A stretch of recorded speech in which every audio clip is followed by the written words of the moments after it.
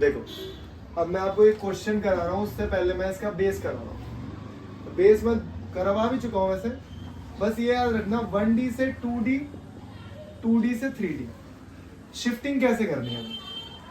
तो 1D में क्या क्या आएगा, मैंने बोला रेडियस आएगा, कोई भी साइड आएगी, डायगोनल आएगा, डायमीटर भी आएगा, रेडियस डाया एक ही बात है, कोई ज्यादा फर्क नहीं है, और पेरीमीटर आएगा।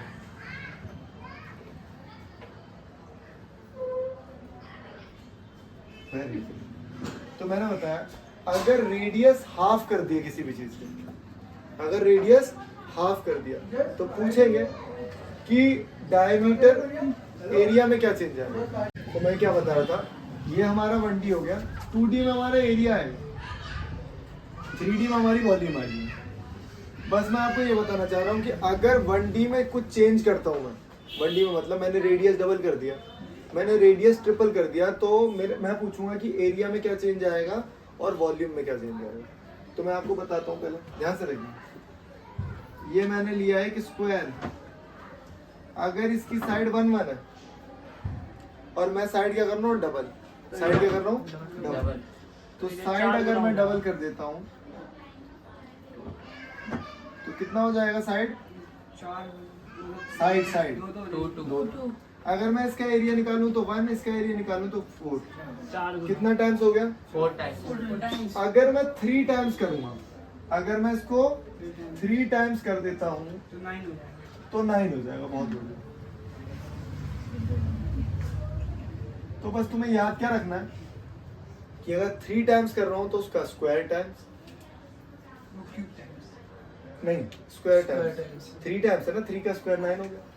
यहाँ पे क्या कर रहा हूँ, 2 टाइम्स कर रहा हूँ तो 2 का स्क्वायर 4 टाइम्स हो गया।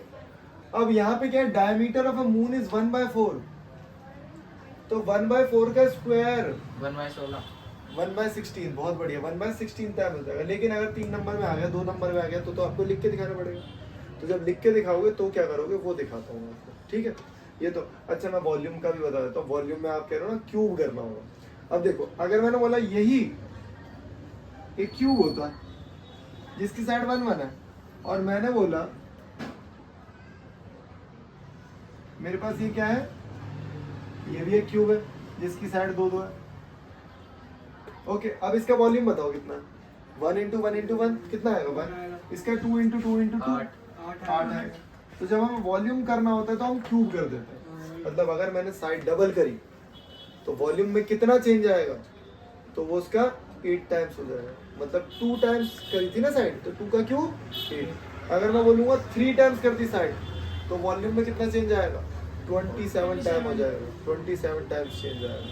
ये लॉजिक है, ये MCQ में आते हैं बहुत सारे क्वेश्चन। मैं करा देता हूँ ना बहुत सारे क्वेश्चन, क्या छोड़ो ना। क्वेश्चन आएगा वॉल्यूम 1 और वॉल्यूम 2 का जो रेशियो है वो 64/27 है, और पूछ लिया, पहले तो पूछ लेंगे रेडियस का रेशियो बताओ भाई। अरे तो क्या हो गया, वॉल्यूम का रेशियो है, मतलब ये किसी न किसी का क्यूब हो के आया होगा ना, तो क्यूब रूट कर दो 4। सरफेस एरिया पूछ लिया S1 S2 का, स्क्वायर कर दो 16। कभी ये दे देंगे, ये पूछ लेंगे तो रूट कर दो। दिमाग लगाना कि वॉल्यूम आया कैसे, क्यूब हो के आया है, तो ये किसका क्यूब हो के आया होगा, ये 3 का, ये 4 का। ऐसे लॉजिक लगाने भाई। अगर मैं खुद ही बोलता हूँ तुमसे रेडियस का रेशियो वॉल्यूम का रेशियो बताओ, तो वॉल्यूम में क्या करोगे 4 × 4 × 4। अब आप सोच रहे होगे यार ठीक है, अगर मैं बोल रहा हूँ क्यूब नहीं है, स्फेयर है, क्या मैं बोल रहा हूँ स्फेयर, अरे तो कौन सी बड़ी बात है, मैंने R1 R2 का रेशियो ये दे दिया, और V1 अगर V2 निकालूंगा अभी तो 4/3 पाई R1 का क्यूब, 4/3 पाई R2 का क्यूब। तो 4/3 पाई तो कट गया ना, कांस्टेंट की कोई वैल्यू नहीं होती। डजंट मैटर, कोई सी भी शेप हो, कोई सी भी शेप हो, उससे कोई फर्क नहीं पड़ता। वॉल्यूम का रेशियो अगर ये है तो उसको क्यूब रूट कर दो आप। स्क्वायर निकालना है, समझ रहे हो ना। तो ये सारी चीजें बहुत अच्छे से समझनी है। अब मैं एक क्वेश्चन कराता हूँ, जैसे डिस्क्रिप्टिव अप्रोच है, मतलब लिख कैसे लिखोगे ऐसे, ठीक है। ओके बस लास्ट, ठीक है। डायमीटर ऑफ मून, अगर डायमीटर मून का, यहाँ मैं m लिख रहा हूँ, और डायमीटर मून का जो है वो 1/4 है डायमीटर ऑफ अर्थ के, तो मैं ना इस d को हटा के यहाँ लिख दे रहा हूँ DE। तो इसका मतलब अगर मैं रेडियस निकालूं, radius of moon upon radius of earth, क्या हो जाएगा? 1/4 ही रहेगा भाई। पूछो क्यों? इसे 1/2 करूंगा तो इसे भी हाफ करूंगा, तो वो हाफ से हाफ कैंसिल आउट होंगे। अरे इसे मैं 2r लिख सकता हूँ, तो इसे भी 2r लिखूंगा, 2r से 2 से 2 कट गया। तो अगर जिस जो मैंने बताया ना, ये भी 1D है, ये 1D है, तो कोई चेंज ही नहीं आएगा भाई रेशो में। अगर मैं बोलता ना पेरीमीटर का क्या रेशो होगा, तो यही होगा।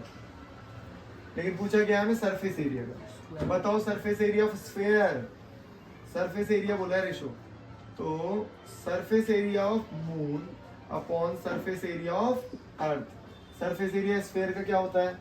4 पाई आर एम का स्क्वायर 4 पाई आर ई का स्क्वायर। 4 पाई से 4 पाई कट गए, R M upon R E का स्क्वायर। थोड़ा सा तेज चल रहा है, तेज पढ़ा रहा हूँ मुझे पता है, लेकिन तुम्हारे लिए जरूरी भी है वो। 1/16। मुझे पता है 1-2 बच्चे ऐसे हैं, पढ़ाई लिखाई से कोई मतलब नहीं। ठीक है।